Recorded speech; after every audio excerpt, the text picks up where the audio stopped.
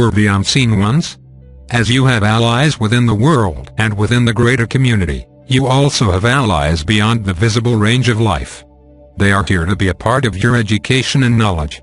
No longer in the physical, they now serve those who are regaining the memory of their ancient home and with it the nature and direction of their greater purpose in life. The unseen ones are able to operate very freely in counseling those who exist below. And yet their counsel must be wisely placed and well-timed. They cannot interfere, although they do offer support, which enables those who are responding to them to gain a greater understanding and a greater efficacy in life. Rarely will their recipients experience them directly. Yet the unseen ones feed information and insights into the minds of those who can respond. In most cases, people will think that they are coming up with their own ideas. Oh, I had this idea today. I think it is important. Or, I had this feeling that I should do this. People think it is coming from them, or they think it is their own intuition, when in reality it is a gift from the unseen ones. The unseen ones, of course, do not need recognition in the world. They are not looking for students or followers. What do you have that they want except your ability to respond and to utilize what they give you for a good purpose? The unseen ones place their gifts carefully and well. Rarely will they speak to someone directly. Though many people hear voices that they feel have the spiritual focus, it is rare indeed that anyone will ever receive the presence and voice of an unseen one directly. Why is this? It is because people's focus needs to be on knowledge and on their endeavors in the world. If you begin associating with angels, well, you will not want to associate with anything else. Who would want to do the difficult work in the world when you could pass the time with an angelic presence? Who would want to have to deal with people and all of their difficulties and all of the complexities of relationships when you could hold company with the spirits of God? The work is in the world, and that is the focus. In order to give receptive, responsible people the great advantages of understanding and perception, to assist them in the reclamation of knowledge and to verify the reclamation of knowledge itself, the unseen ones place their emphasis here and there. Perhaps you have heard a voice speaking in your mind or have felt a strange and sudden impulse. It could be because knowledge within you is in communication with knowledge in the unseen ones. The closer you are to knowledge, the more you will become aware that there is a greater communication going on. Until then, you will not know where these ideas come from. You will just assume that they come from you or are a product of your intuition. The unseen ones pay special attention to those who are responding. These individuals require greater care and emphasis. Those few who can advance will have a greater relationship with the unseen ones, whom they will likely call teachers. However, they will rarely experience the teachers, and they may never know within this life who is speaking to them, helping them and guiding them. Perhaps they will simply feel that they are receiving something from the spiritual realm of life. Perhaps they will think it is the Spirit of God who is speaking to them. However they define it to themselves or explain it to others, there is a greater involvement here with the unseen ones. You have counselors and guides in the world to help you learn the specific things that you have to understand here.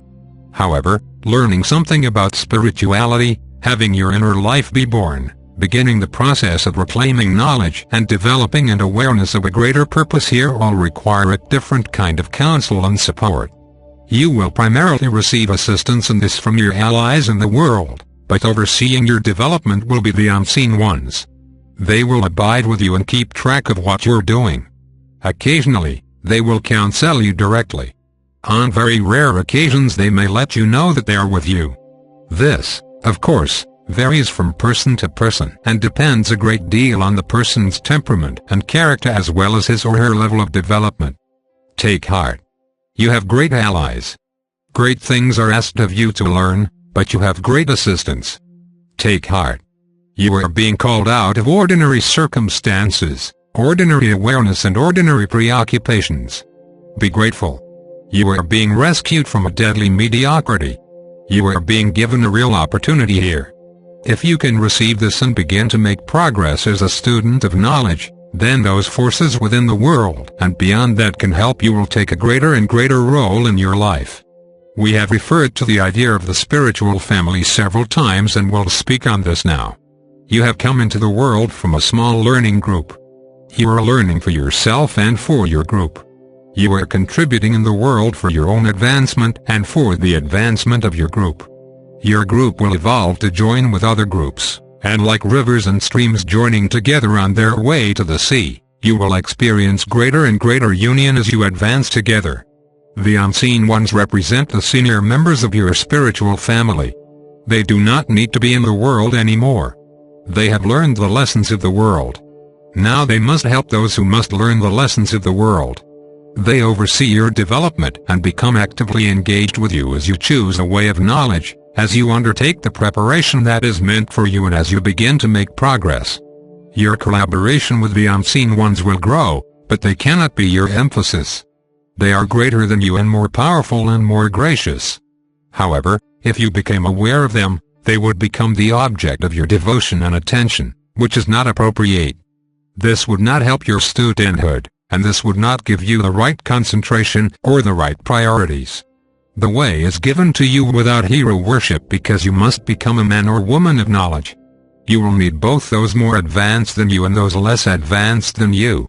Those more advanced pull you along, and you pull those along who are less advanced. In this way, everyone finds proper assistance.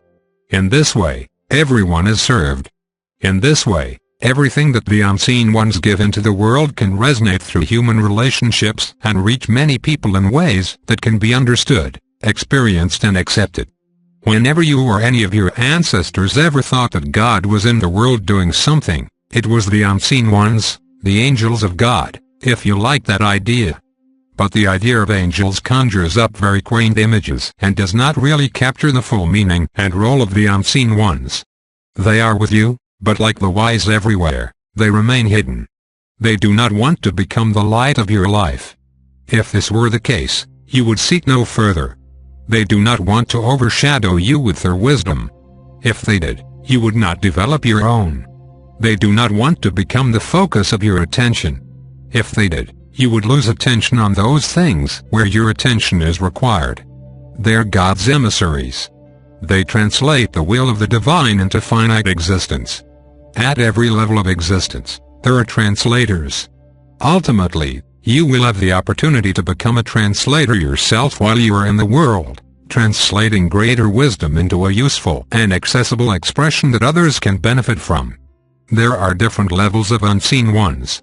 The unseen ones who assist you are assisted themselves, for the chain of authority, the chain of giving, continues far, far beyond you translating and making a greater will and purpose accessible and available to you. This is beyond your comprehension.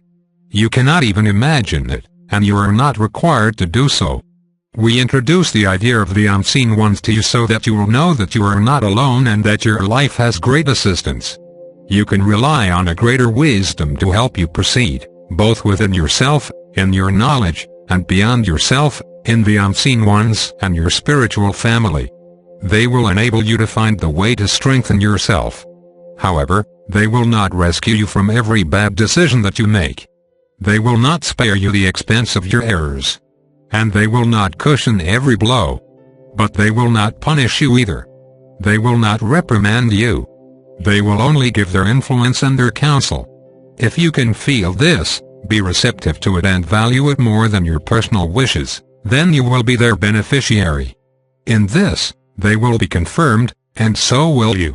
Every student needs a teacher. Every traveler needs a guide. Every explorer needs a map.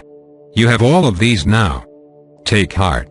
Now you must find the courage and the determination to proceed. Do not become fixated on the great spiritual assistance that you have. Rather, become focused on solving problems today and tomorrow and the day after.